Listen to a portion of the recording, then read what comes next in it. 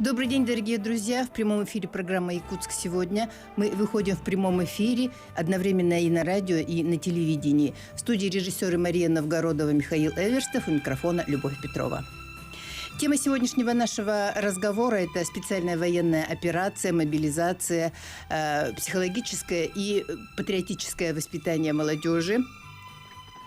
И гость нашей студии – известный, уважаемый человек, мнению которого стоит прислушаться. Это председатель Ассоциации русских общин Республики Саха-Якутия, общественной организации Ассоциации «Подросток», также заместитель директора Центра социально-психологической поддержки семьи и молодежи Александр Григорьевич Подголов. Здравствуйте, Александр Григорьевич. Здравствуйте, Любовь Дмитриевна. И радиослушатели, и телезрители. И телезрители. Дорогие друзья, мы находимся в прямом эфире. Наши телефоны 32 00 66, 32 11 66. Во время прямого эфира вы можете присоединиться к нашему разговору и задать интересующие вас вопросы. 24 февраля этого года началась специальная военная операция. Ваше отношение к этому? Вот я как раз в это время находился в командировке в Санкт-Петербурге, но и так получилось, что там еще и живут два моих сына, да. И я сразу могу сказать, что у меня неоднозначное было такое отношение, потому что как-то я не ожидал. Да, шок вначале был. Да, вот такой. Но где-то уже на 3-4 день, в общем-то, по большому счету, я был согласен с тем, что мы такую операцию начали. Ну, а чем дальше это продолжается, когда сейчас следишь за тем, что происходит в мире, и то, что ты узнаешь, то понимаешь, что на самом деле, наверное, впервые Россия опередила первый удар своих противников. Не стали ждать 22 июня, не стали, как в 1812 году или 1612, когда на нас все первыми нападали, мы терпели поражение, а потом через 3-4 года начинали уходить от поражений и идти к своим победам. Поэтому мне кажется, что на самом деле мы поступили правильно, то, что начали первыми. Ну, тем более, что в течение 8 лет они бомбили Донбасс, убивали женщин, детей, стариков. Да, у меня там на Украине живет брат, 2 его сына, и поэтому, на самом деле, мы это все знаем. И меня многие наши соотечественники, которые вдруг встали на защиту украинцев, да, или Украины вдруг на стороне Запада, меня очень удивляет, потому что почему вы вообще ничего не замечали, то, что было за 8 лет? Да. И почему вы не делали никаких демаршев, почему вы не делали никаких заявлений, а тут вдруг вы почему-то решили, что мы нарушаем чьи-то права. Да, что напали на свободную демократическую страну, тоталитарное государство. Да, и поэтому, мне кажется, мы сейчас поступаем правильно, и чем дальше, тем больше я понимаю, что теперь у нас совершенно не с украинцами война, а теперь по-настоящему. Мне очень нравится выражение Кадырова. Мы, на самом деле, с сатаной, с шайтанами воюем, потому что то, что там творится, и то, что Запад пытается, в общем, навязать нашей молодежи, я бы сказал, нашей стране и вообще всему миру, вот свою вот эту либеральную идеологию, вот эта автоназия, чтобы разрешалась, однополые браки, вот эти... Пропаганда ЛГБТ, потом вот эти... Гендерная политика, вот это, когда там гендеров там 200 или еще чего-то. Это пересмотр истории, зачистка культуры. Понимаете, вот это на самом деле, это вообще страшная вещь. И я думаю, что здесь на самом деле сейчас мы стоим на краю именно добра и зла. Вот тут, если мы будем разговаривать и так вот посмотрим, да, ведь постсоветское пространство и все народы, которые сейчас здесь живут, мне кажется, что мы именно те народы, которые надежда планеты Земли. Да. Потому что мы сохраняем традиции. Хорошо или плохо, это уже второй вопрос, который надо все-таки поднимать. Мы сохраняем свои обычаи, мы сохраняем свой язык, мы сохраняем свою культуру. Традиционную культуру. Традиционную культуру. Именно традиционную культуру. Не ту массовую, которая нам сейчас навязывалась, и мы как... Современные да, тоже. как современные стали отходить. И поэтому именно мы бережем то, что... Потому что мы живем на земле своих предков. Если брать американцев, вот я как... Человек, который был неоднократно в Америке. Кстати, вы же почетный гражданин, да? Да, я почетный. Американского города и профессор Канадского университета. Да. И я был там неоднократно, и я всегда привожу пример по поводу того отношения американцев к индейцам. Значит, меня, когда я был очередной раз в Америке, меня повезли в резервацию племя Чипанга. А до этого мне подарили шляпу ковбойскую, сапоги.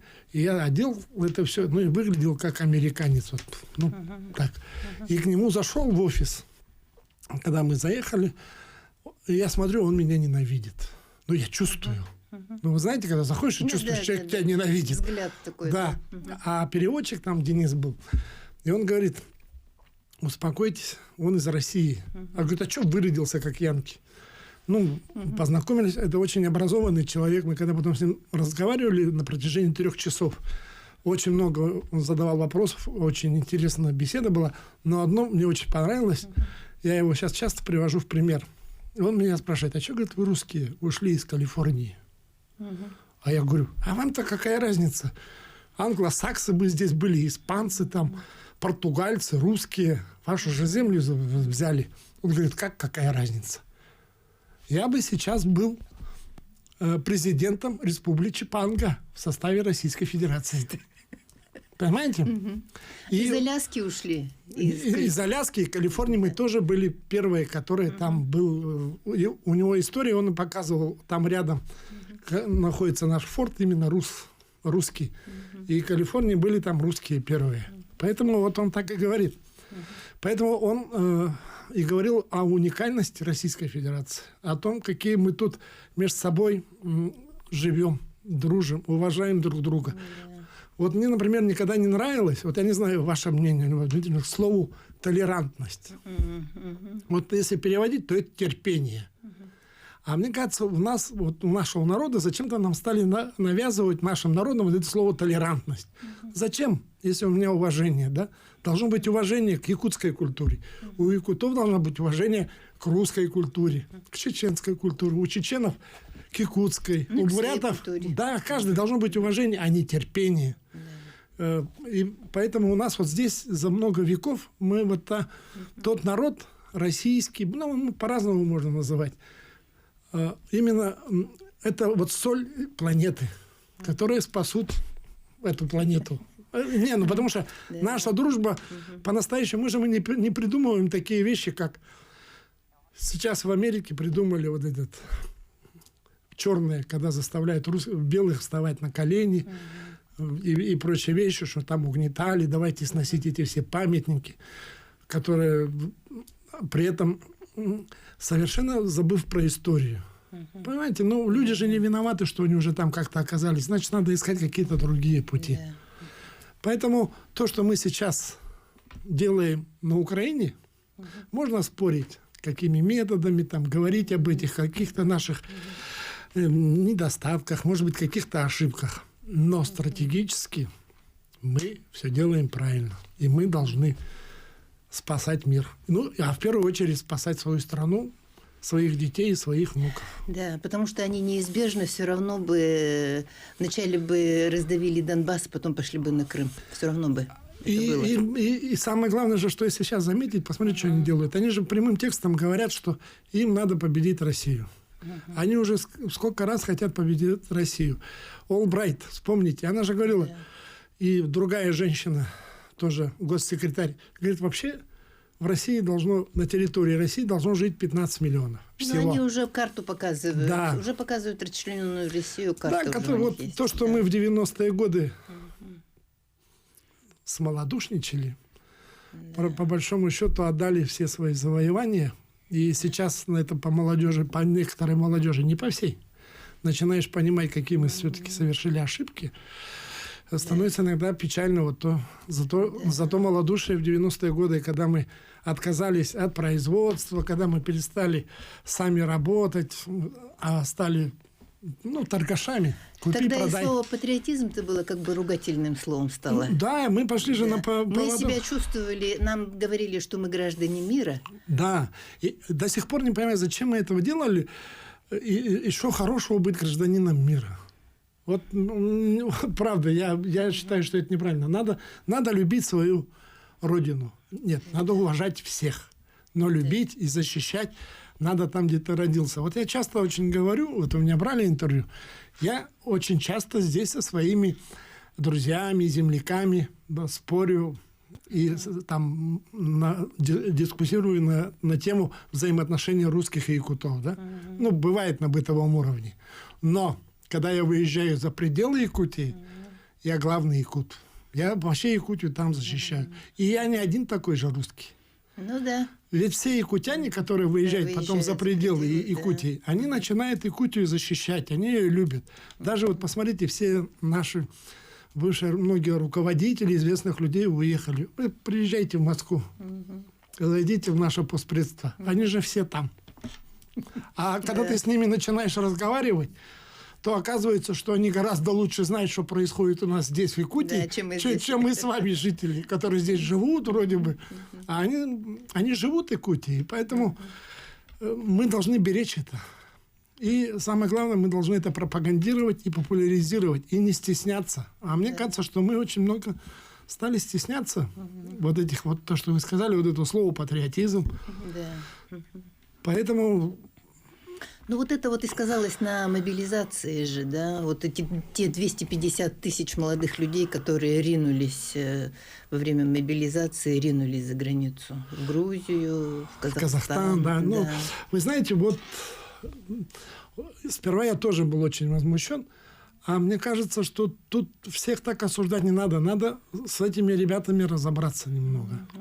Мне кажется, все-таки вот эта мобилизация, она все-таки не очень четко... Мы уничтожили вот эту сам механизм, саму систему мобилизации, которая была... Вот когда я, например, служил в армии, и меня в 86-м году забирали, и то, как сейчас, все-таки были совершены ошибки. Может быть, многие этих вещей просто испугались. Хотя я их тоже понять не могу, потому что вот когда мне было 18 лет, и я служил в учебке. Александр Григорьевич, мы прервемся сейчас Хорошо. на рекламу, и после рекламы вернемся в студию и продолжим разговор с Александром Григорьевичем Подголовым. Не переключайтесь.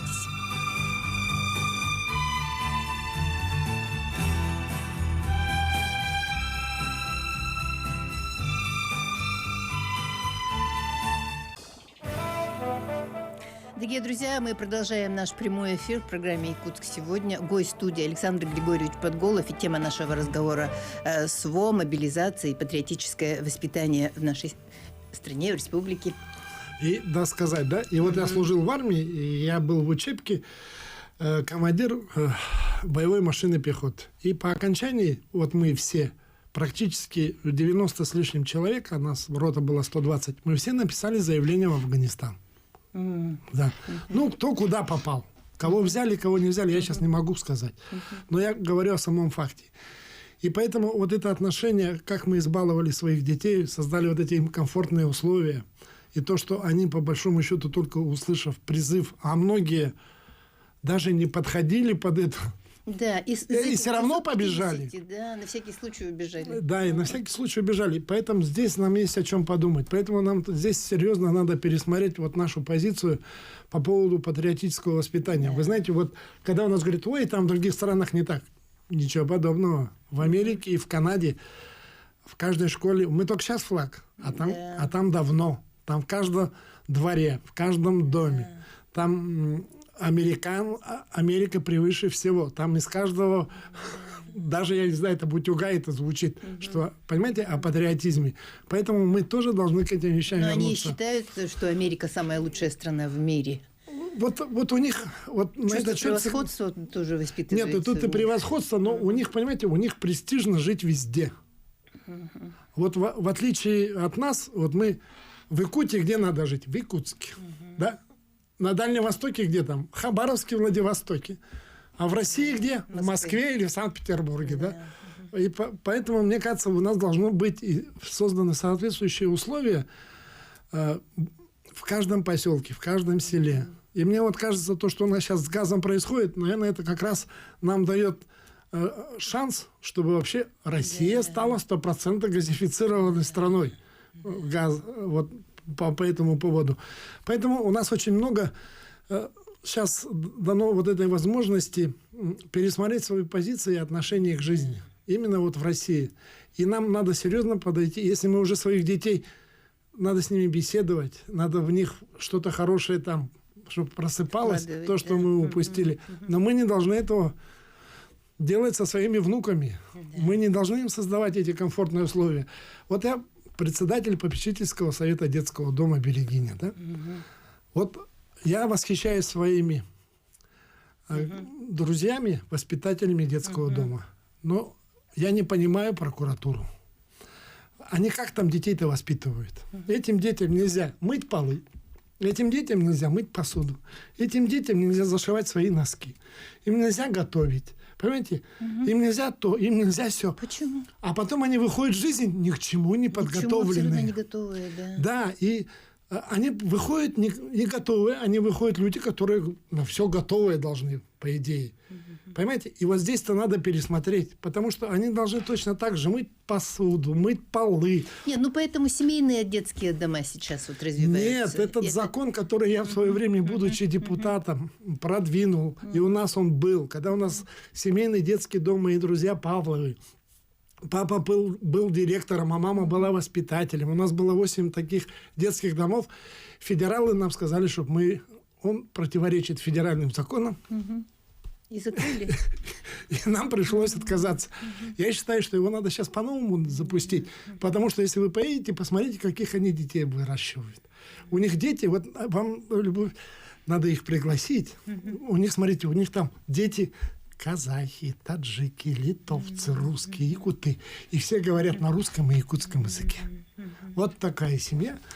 Но это как раз говорит о том, о наших упущениях в воспитании. Прокуратура, по закону она правильно. Нельзя обижать детей-сирот. Но при этом совершенно не думает, что дети выходят в жизнь неподготовленные. Вообще ни к чему. И потом очень много трагедий.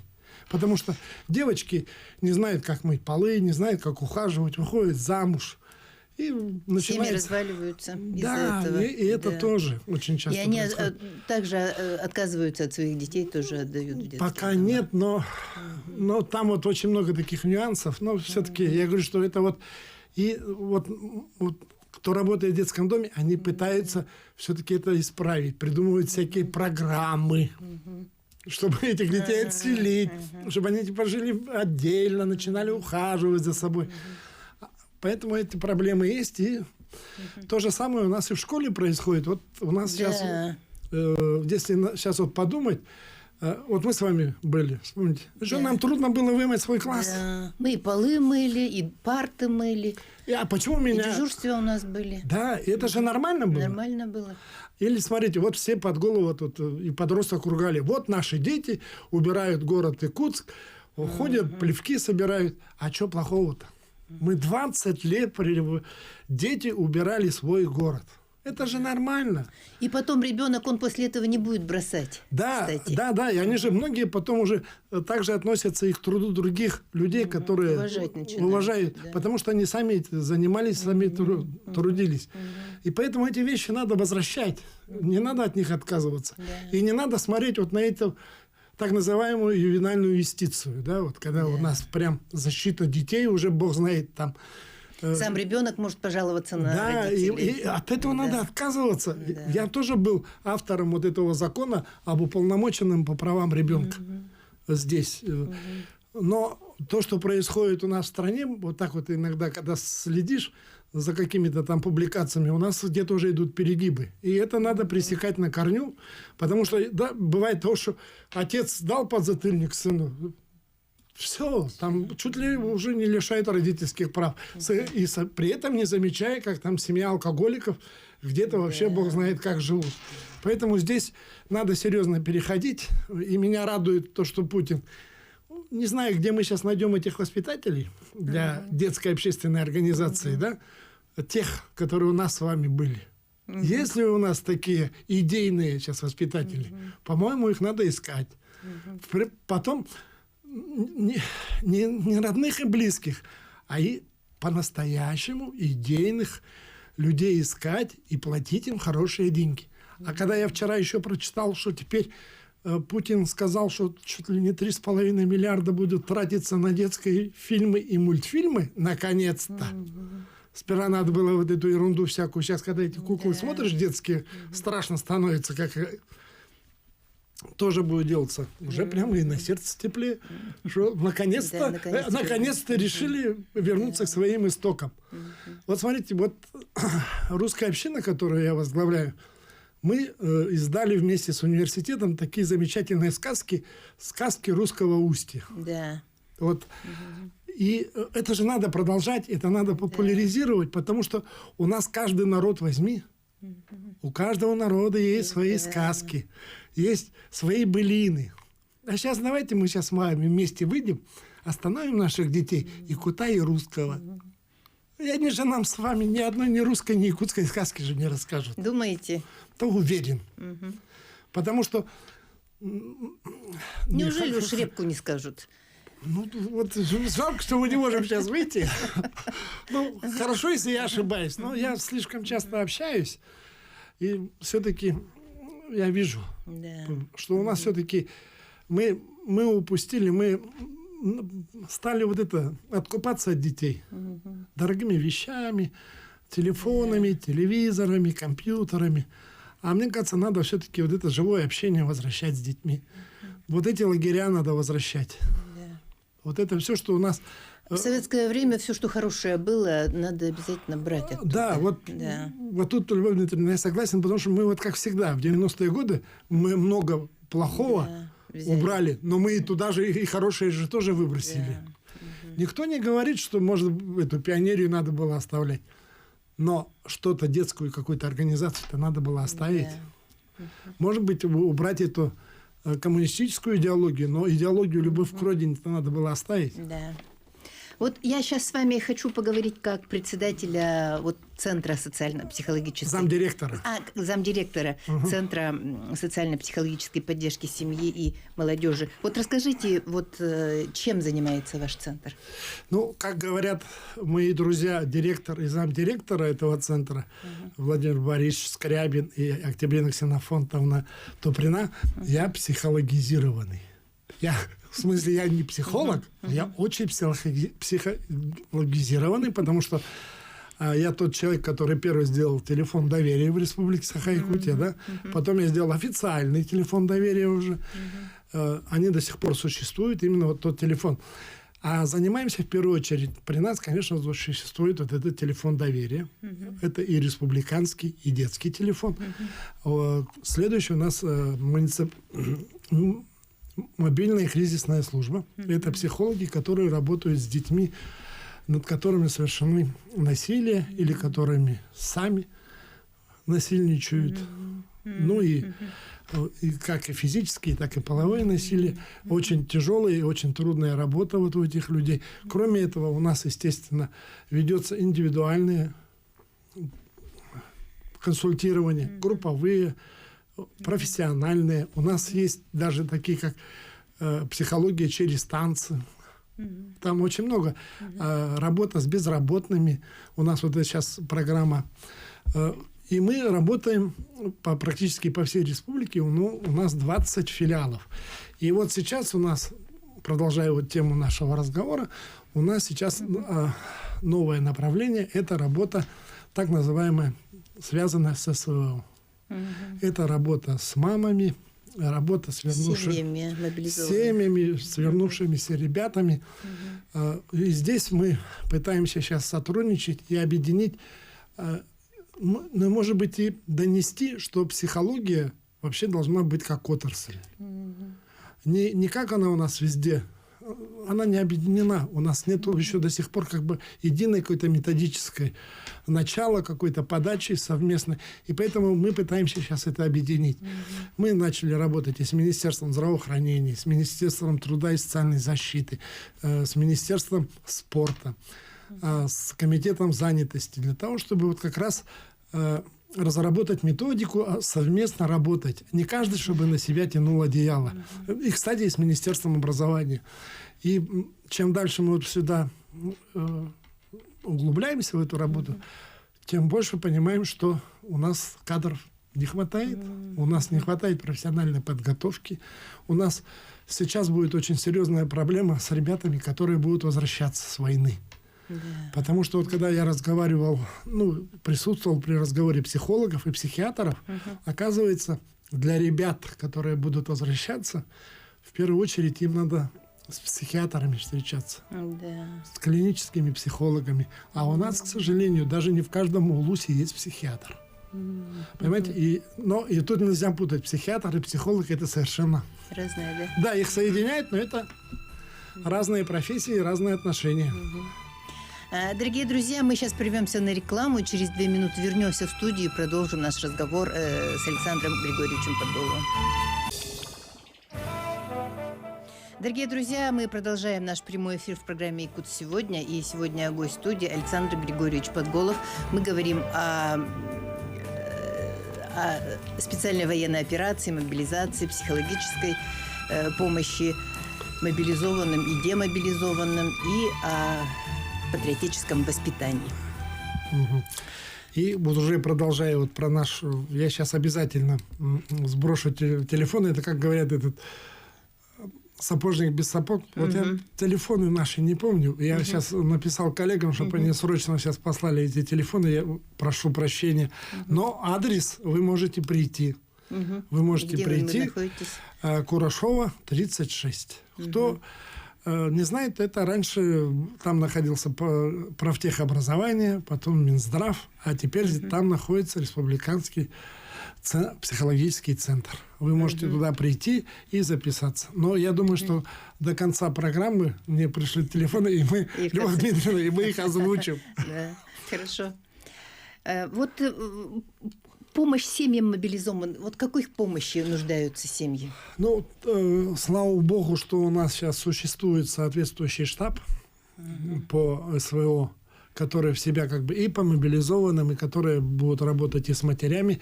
А вот психологическая служба у нас, работа идет в основном с мамами. И сейчас мы выделили кабинет. Специально они собрали сообщество мобилизованных солдат. Они собираются. И мы им выделили кабинет. И они у нас как бы начали базироваться в нашем центре. Но кроме этого с ними работают наши психологи. Здесь с каждым человеком работают персонально. Вообще там у всех совершенно разный подход. У одних начинаются истерики. Да? Это нормально. Другие, наоборот, закрываются. Другие как бы пафосно себя ведут. Уже даже такие вопросы, как некоторые женщины стали заглядывать в бутылку, да? Это тоже страшные вещи. Но это есть такие вещи, с ними, конечно, и поэтому здесь работают, и здесь мы будем подключать и наркологов, естественно, и психиатров. Вот работа, она такая очень разноплановая у психологов. Поэтому и работают и с детьми наших мобилизованных, с отцами. Но больше всех, конечно, здесь страдают у нас мамы. Мамы. Конечно. Да. Можно их понять. Нет, мы их понимаем. И я помню, вот у нас была первая встреча, когда и одна из женщин, она вообще рассказывала о себе и о своем сыне. Вот он у нее с 20-го года в армии находится, потом он заключил контракт, и уже с апреля он находится в зоне боевых действий. И она рассказывала. Я понимаю якутский, но некоторые нюансы, не улавливаю. Но она так рассказывала, что у меня прямо комок в горле стоял. У меня практически чуть ли слезы не побежали от того, как она любит своего сына. Но при этом она им гордится. И она единственная вот все просит, чтобы его хотя бы в отпуск отпустили. Да, с апреля человек находится. Да, нет, он вообще уже с 2020 года служит, контрактник. И вот, но при этом она им гордится. И вот все мамы, они гордятся. И они, вы знаете, вот они столкнулись с такой болью, говорили. Они говорят, мы понять не можем некоторых наших, говорит, соотечественников, почему нас осуждают, что наши дети служат. То, что они защищают нашу Родину. И для меня это, по большому счету, тоже было очень странно услышать, потому что какой-то период времени они не знали даже, к кому обратиться. Не знали, к кому идти. Слава Богу, сейчас уже это все наладили. И вот тут к нам буквально, по-моему, в четверг прошлый, к нам приезжала Галина Иннокентьевна Данчикова.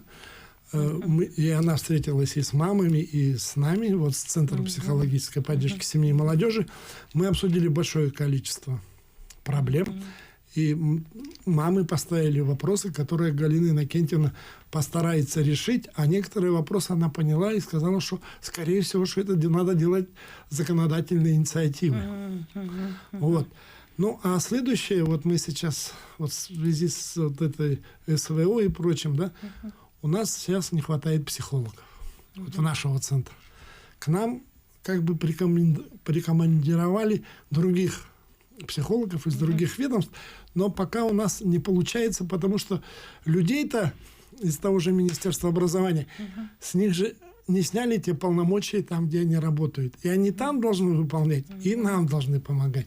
И вот здесь у нас есть какие-то такие моменты, нюансы, которые, к сожалению, мы пока не можем решить. И вот я думаю, что через какое-то время нам надо будет собраться по новой и что-то решать. Потому что... И много обращаются, да, люди, что вы говорите, что не хватает даже. В несколько раз уже просто увеличилось количество обращений. И при этом здесь наш центр, он же был не готов. Ну, нет, к психологической работе, да. А вот именно персонально, вот именно конкретно по работе вот с такой категорией, как мамы и возвращающиеся из войны люди, это совершенно другое. И здесь это целое направление, которое надо развивать. И самое главное, что такие психологи, они же не только в городе Якутске нужны. Они теперь надо будет, чтобы они в каждом... Да, и поэтому мы сейчас даже пересматриваем саму структуру нашего центра, потому что, скорее всего, что нам надо охватывать север, а у нас даже на некоторых, на северах у нас даже нету психологов, просто профессионалов нету там. Поэтому, скорее всего, что надо туда людей отправлять в командировку. А университет не готовит психологов? Нет, он готовит. Но, понимаете, вот я вот тут со многими хотел поспорить, когда, помню, на одном каком-то у нас здесь было общественной организации, говорят, мы будем приглашать, делать молодых психологов, студентов. Мне не дали слова, а я бы им спросил, а вы водите своих детей к студентам-стоматологам? Нет, конечно. Я же поведу к стоматологу, который умеет это делать. Так и здесь. Психолог – это очень серьезная профессия, которую, по большому счету, вот я лично считаю, вообще надо допускать после 28 лет. Да, потому что неопытный даже может вред нанести. Да, должен быть жизненный опыт. Да. Ну, это мое личное мнение. И когда там читаешь зарубежным опытом, знакомишься, читаешь классиков, психологов, понимаешь, что тут еще и необходим не только знание, тут еще и должен быть какой-то опыт жизненный. И поэтому у нас готовят психологов, но психологи, они должны каждый год повышать свой профессиональный уровень. Они должны постоянно общаться с такими, как они. Потому что менталитет у людей меняется, отношение к жизни меняется. Поэтому у них очень серьезное изменение, и наш институт готовит. Но я думаю, что все равно его не хватит. Ну, нужно, значит, какие-то курсы повышения квалификации нужны необходимы еще, кроме этого. Это необходимо. Это необходимо делать. Я вот пытаюсь найти все-таки. Телефон. Да, телефон. Да, вот один из телефонов. который можно обратиться в наш центр и записаться на консультацию 31 91 09. И следующие телефоны – это горячая линия психологической поддержки. Это 8 800 100 35 50. Еще повторите. 8 800 100 35 50. И всероссийский детский телефон, и на нем работают наши психологи, это 8 800 2000 и потом 122. Еще раз повторите. Ну, повторите, действительно. 8 800 230 122. И мобильная кризисная служба, если вы стали жертвой или свидетелем жестокого обращения с несовершеннолетними и фактами насилия, то это надо звонить 8 800 122 83. Вот 4 телефона. И вот нужно сказать, что помощь ваша абсолютно бесплатная, да? Да, помощь наша бесплатная. И просто надо, вот кто лично хочет, лучше вот 31 91 09. Могут позвонить и обратиться, и записаться. Обязательно очень много, но если что-то экстренное, то я думаю, что пойдут навстречу. Обязательно постараются помочь. Александр Григорьевич, с вами, конечно, интересно было очень поговорить. Еще о многом можно было поговорить и о вашей работе русской общине, потому что патриотическое воспитание – это и любовь к своему языку, к своей культуре. Об этом мы с вами не успели поговорить. У нас 2 минуты осталось. Вот что вы пожелаете нашим радиослушателям и телезрителям? Вот я хочу пожелать нашим родителям и детям. Давайте читать книги. Давайте читать книги наших авторов. Давайте читать Сафрона Данилова и Александра Пушкина. Ну, хотя бы с этого давайте начнем. Сказки. Сказки обязательно. Якутские народные сказки, да, русские народные сказки. И мне кажется, нам просто надо вернуться к своим истокам. Надо просто начать читать и просто любить, и исторически просто посмотреть, кто мы, почему мы, за что мы. Это, мне кажется, очень главное. Да. Поэтому я советую это делать родителям, пока не поздно. Да. Надо быть ближе со своими детьми, ближе, да, налаживать с ними контакты, доверие. Да, вот, Любовь Дмитриевна, полностью согласен. Хватит откупаться, хватит сувать им эти телефоны, сажать им эти компьютеры. Садитесь вместе, читайте. Ходите вместе, гуляйте. Да, общайтесь. Ходите в музеи. Ходите вместе, гуляйте. А у нас почему-то от этого отошли. Я благодарю вас за интересную беседу. И нашим радиослушателям напомню, что в прямом эфире принял участие Александр Григорьевич Подголов. Дорогие друзья, на этом наша программа завершена. Мы прощаемся с вами. Желаем вам всего самого доброго. До встречи.